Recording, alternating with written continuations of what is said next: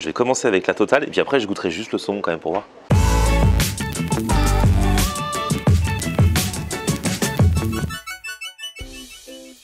Salut tout le monde, bienvenue, nouveau vlog aujourd'hui. Aujourd'hui je suis à Paris, je suis dans le quartier de Strasbourg-Saint-Denis. Je vais dans un restaurant qui s'appelle Poulich.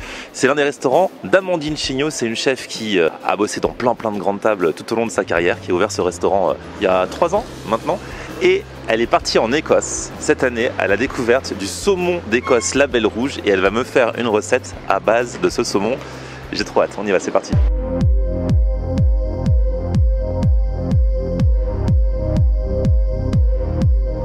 Bonjour Amandine. Salut. Comment ça va? Merci beaucoup. Et je suis content parce que je t'ai jamais vu dans ton resto. Bah, donc là on est chez Poulich. Ouais, on est à Poulich, dans le 10e, plein cœur de Paris. Parce que toi t'as roulé ta bosse depuis des années dans plein d'endroits. Ouais, j'ai fait pas mal de palaces, mais j'ai voulu faire un endroit qui soit convivial, où on se retrouve, où on passe des bons moments, quelque chose de convivial. Et voilà, Poulich est né il y a 4 ans. Et alors cette année, t'as vraiment découvert, on m'a dit, le saumon écossais Label Rouge. Ouais. Il paraît que t'es même parti là-bas pour voir en Écosse. Je suis même partie là-bas. Alors bon, j'ai une grande sensibilité pour l'Écosse avec mon petit passage en Angleterre. Et c'est vrai que ça a été un super voyage. On a pu voir comment le saumon était élevé, toute l'implication qu'il y avait vraiment sur toute la chaîne de production en fait. Je vais te faire découvrir ce qu'on a cuisiné là-bas. Ah oui, parce que du coup, tu as créé des recettes à partir de ce saumon. Du coup, Label Rouge, c'est quoi? Forcément, c'est un saumon de qualité. C'est un saumon de qualité. C'est une toute petite production par rapport à toute la production de saumon en Europe. Mais c'est vraiment hyper qualitatif. C'est-à-dire que tu as un saumon qui déjà a une chair très belle, qui se tient très bien. Donc, tu as un très beau produit fini. Mais en plus, c'est une façon de produire qui est très vertueuse. C'est-à-dire que tu as vraiment un très faible impact sur l'environnement. Et ça, c'est quelque chose de très important aussi. Alors, c'est quoi la recette que tu veux me faire goûter? Alors, je vais te faire la recette qu'on a fait là-bas, quand on a cuisiné au feu de bois, au milieu d'un lore. Alors, faut que tu imagines le décor, hein, parce que tu vois, c'était évidemment, il pleuvait. On a fait un feu de bois, tu avais l'eau qui coulait à côté, l'odeur des pains et tout, c'était juste magnifique. Et en fait, on a cuit un saumon sur un galet. Alors, évidemment, là, je vais pas allumer un feu de bois dans la cuisine en plein Paris, ça serait un peu compliqué. Mais c'est un saumon qui est vraiment très peu cuit. C'est quelque chose d'important. Le saumon, faut vraiment pas l'agresser, faut pas pousser la cuisson. Donc, un saumon cuit normalement au galet avec une petite galette de pommes de terre râpée, une salade de poire avec un peu de jus de citron vert. Et j'avais été cueillir des petites herbes dans les chemins et dans la forêt juste à côté. Donc là, du mouron des oiseaux, on en avait là-bas, on en a là aujourd'hui. Et puis j'ai un petit peu d'aquilée millefeuille et d'oxalis. C'est vraiment que des arbres qu'on trouve à l'état sauvage. C'est l'essence de l'Écosse. Exactement, génial. Et bah go, alors on y va en cuisine. On a nos beaux pavés, regarde. La chair, elle est très belle, elle se tient parfaitement. Donc là, c'est juste un pavé désarrêté. J'enlève la peau. Alors pour enlever la peau, c'est pas compliqué, regarde. Tu passes comme ça. Hop, c'est très facile. Hein. Hop, et là t'appuies. Ah ouais, direct. Ça semble simple quand c'est toi qui le fais. C'est comme quand on regarde les émissions de téléachat, ça semble simple quand eux ils font le truc, mais en fait t'achètes le. Bah ouais, mais. Bah oui, je sais. Alors ici j'ai une pomme de terre. Je vais l'éplucher et la laver parce qu'on n'a pas envie de manger la terre. Bah oui. Pomme de terre vite fait, épluchée. C'est un peu dans l'esprit des rostis, tu sais. J'adore les rostis. Tu gardes. Bon, là, il n'y a pas d'oignon, rien du tout. Hein. Oublie pas que c'est une recette qu'on a faite vraiment à la sauvage. Ouais. Et c'est sympa les expériences comme ça. En vérité, moi, évidemment, mon métier, je le fais dans une cuisine pro au jour le jour. Mais j'adore dès que je peux. Tu vois, retrouver la braise, retrouver les éléments, être à l'état sauvage, je trouve que c'est vraiment magique, quoi. Je joue le jeu, parce que là, je pourrais tricher et le faire à la mandoline, mais quand on était là-bas, on l'a fait au couteau. Donc là, tu fais des lamelles très fines, deuxième taillage très fin. Donc là, tu as le jus qui sort de la pomme de terre avec l'amidon. Donc là, tu as un truc très fin, tu vois. Ah ouais. On se le garde de côté. Ça, évidemment, à la maison, si on veut, on peut le faire avec une râpe, avec une mandoline. Et là, surtout, il ne faut pas laver. C'est-à-dire qu'on veut garder justement tout cet amidon là, tu vois, qu'on retrouve là sur la lame du couteau. Tu le vois là, cette espèce de jus un peu blanchâtre. Ça, c'est l'amidon de la pomme de terre. C'est ce qu'on veut garder parce que c'est ça qui va lier en fait et qui va faire que notre galette, elle va tenir. Alors ensuite. Allez, on passe aux cuissons. Allez, c'est parti. Nous, on travaille à l'induction. Imagine le feu de bois, le vent, la rivière, les petits oiseaux qui cuicuient dans la forêt. Tu t'imagines ou pas? Je suis là, je ferme les yeux, j'y suis. On a le droit de continuer. Alors, juste un tout petit peu d'huile d'olive. Quand j'avais cuit mon saumon sur le galet, j'avais un... Tu sais, forcément, tu as des très très beaux galets qui sont très ronds, très lisses dans la rivière à cause du courant. Un joli galet que j'ai échauffé sur le bord du feu de bois, tu vois, pour avoir une cuisson très douce. On veut surtout pas agresser. Je prends un petit papier et là, je vais déposer mon saumon comme ça, hop. Tu vois, hein, là, la poêle, elle est pas chaude. Hein. Ça agresse pas du tout. Hein. Un petit peu de sel. Je préfère pas en mettre trop et puis on pourra en rajouter un petit peu à la fin. Et là, j'ai donc ma pomme de terre qui est râpée sans eau, hein, surtout sans eau, on n'oublie pas.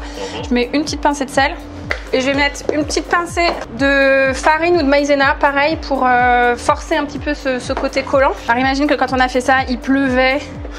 C'était ouais, c'était chaud. C'est ça, c'est l'Écosse qu'on aime. On était avec notre feu de bois sous la flotte. C'était pas facile. Mais bon, on a réussi, tu vois. Notre sel, notre farine. Et tu vois, c'est tout de suite absorbé hein, parce que tu as l'eau de végétation de la pomme de terre. Hein. Donc là, je vais mettre une bonne poignée de mon mélange, tu vois. En fait, ce qu'on veut, c'est faire un socle pour notre saumon. Donc je le façonne grosso avec les doigts pour faire un rond. Tu vois, je colle. Et puis les bords, on peut les ramener un peu. Ouais, ça fait vraiment esprit rusty, mais... Ouais, rustique, hein. Ouais, exactement. Rustique. Rustique. Ouais, rustique. Là, tu commences à avoir les choses qui prennent un peu forme. Ça, on aime. T'as vu la couleur de la couleur du saumon, c'est magnifique. Hein. Alors, ce qui est bien aussi quand on cuit du saumon comme ça, qu'il est assez épais, c'est de le sortir à l'avance du frigo. Ce qu'on veut, c'est forcément si tu as une pièce qui est une grosse pièce comme ça, parce que là, il y a quand même de la masse, on a quelque chose qui est généreux. Si tu le sors de ton frigo, forcément, tu as quelque chose qui est très froid à cœur. Nous, ce qui nous intéresse, c'est d'avoir une cuisson assez homogène, mais d'aller juste sur le gradient qui est juste avant la cuisson. Donc si tu veux faire ça, ce qu'il faut, c'est vraiment avoir quelque chose de déjà bien tempéré et d'aller tout doucement sur la cuisson pour garder ce côté encore très fondant et très subtil. Là, on a notre base de rosti. Hop, tadam! Ah, c'est beau ça! Alors, je vais juste rajouter un tout petit peu d'huile.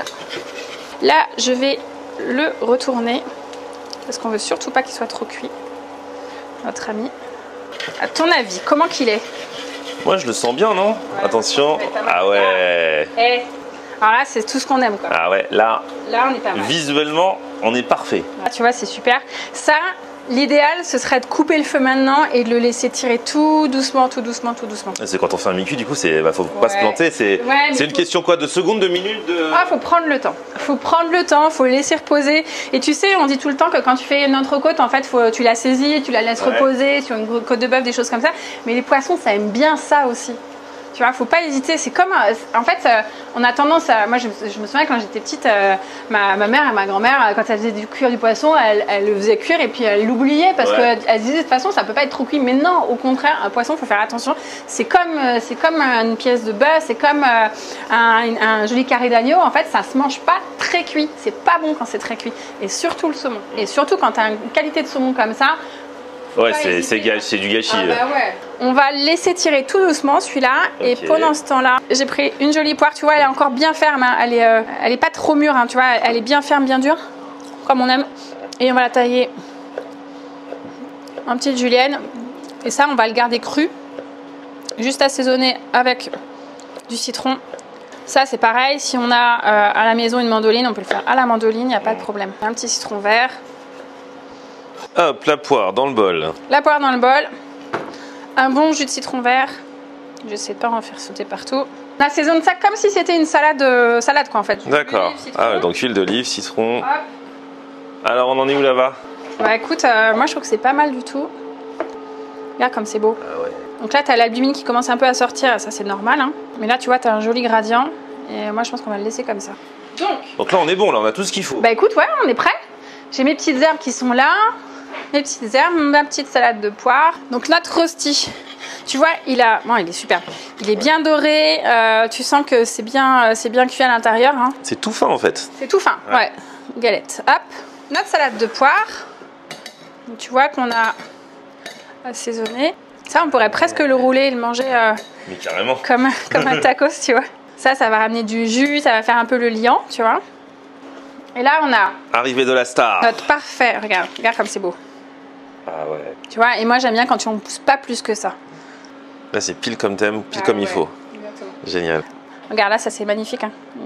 Le côté évidemment un peu cuit, mais tu as encore cette magnifique chair. Donc là, il faut être un peu délicat. Ah ouais, là, faut pas, c'est pas le moment de tout gâcher. Non. Voilà, ça, c'est magnifique. C'est trop beau. Ouais. La chair, quand elle est comme ça, elle est fragile. Mais tu vois, ça, c'est juste magnifique. Quoi. Notre base de galette. On va venir déposer notre saumon. Et ensuite, on a les herbes de la pampa écossaise. Ah bah oui, c'est vrai, n'oublions pas ces herbes. Bah ouais, attends, ça fait partie du terroir écossais, quoi. Donc ça, c'est du mouron des oiseaux. Donc ça, c'est pareil, on le trouve à l'état sauvage là-bas. Tu en trouves aussi facilement en France, hein. C'est quelque chose de très facile à trouver. J'aime beaucoup les herbes, j'aime beaucoup cet univers végétal. Je trouve que ça ramène quelque chose de frais. T'as des variétés dans les herbes qui sont superbes, quoi. Donc l'oxalis, l'oxalis, ça fait partie de la famille des oseilles. D'accord. Donc ça a un petit goût un petit peu acidulé. Moi je trouve que ça fait vraiment partie intégrante des assiettes, tu vois, et ça ramène de la fraîcheur, ça ramène parfois, tu as des herbes, tu mets de la pousse de moutarde, ça te ramène un vrai kick, tu vois. Là l'oseille, bah bien sûr, là l'oseille ça ramène de l'acidité, enfin tu vois, pour moi ça fait vraiment partie intégrante de l'assiette, quoi. Un bon tour de poivre noir. Maintenant, c'est à toi de jouer. Hey, j'ai trop de chance, ça je vais savoir jouer. C'est plus ma partie. Belle assiette, magnifique saumon, présentation de ouf. Ah, bonjour. Je viens voir. Ah, bah attends, ah oui, ah là, je vais me sentir épié. Il y a une façon de le manger ou alors c'est freestyle? Non, moi j'aime bien que c'est ton assiette, t'en fais ce que tu veux. Ouais. Si t'as envie de manger d'abord le saumon et après le reste, tu fais comme ça. Non, si t'as envie de tout manger en même temps, tu fais comme tu veux. Ah non, j'ai essayé de faire ce qu'on appelle la bouchée parfaite quand même. C'est le but. Ah, non ça, chacun fait comme il veut. Après, on peut faire le truc. Et quand tu manges un burger, tu manges les frites d'abord ou tu manges tout en même temps? J'avoue, je mange une grosse partie des frites et après j'attaque le burger. Ah, t'es team frites d'abord, voilà. Ouais, parce qu'après ça refroidit, c'est pas bon, alors que le burger il refroidit moins vite. Ah, pas mal. Hey, ça c'est une expertise de chef. Voilà.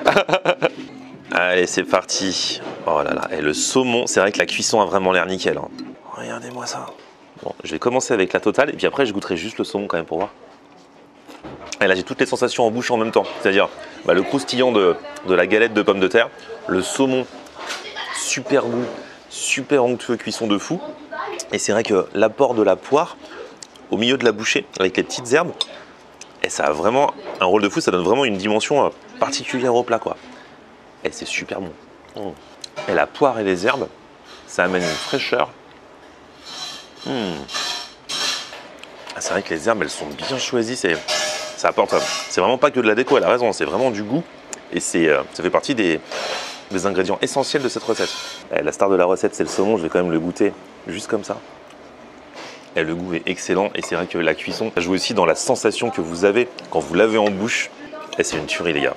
Et je me régale. Hein. Et c'est un délice. Bon, j'avais aucun doute de base, hein, mais c'est vraiment un délice, je confirme. Amandine, tu m'as rendu heureux. Ah, bah ça c'est une bonne nouvelle. Eh non, c'était vraiment super bon. Bah écoute, en plus c'est une recette. Quand tu l'as fait, ça a l'air simple, donc on peut essayer de la reproduire chez soi. Franchement, c'est facile. C'est facile, c'est à la portée de tout le monde. Faut juste se donner un petit peu la peine, tu vois, de prendre le temps sur la cuisson. Ouais. Mais franchement, c'est facile. Merci beaucoup, Amandine. Si vous voulez goûter la cuisine d'Amandine, venez au resto. Je vous mets toutes les infos dans la description. Et puis à bientôt, j'espère, pour de nouvelles aventures. Carrément. Et la prochaine fois, on va en Écosse. Ouais, faut pas me le dire deux fois. À plus. Ciao, Amandine. Merci à vous tous d'avoir suivi cette vidéo. Petit pouce vers le haut si vous avez kiffé, vous abonnez à ma chaîne. Et puis on se retrouve sur mon Facebook, Florian On Air, et Twitter, Snapchat, TikTok, Instagram. C'est aussi Florian On Air. À plus, ciao. On aime regarder Florian On Air. Ok. On aime regarder Florian On Air. On aime regarder Florian On Air. Alors, tu dis quoi, Florian?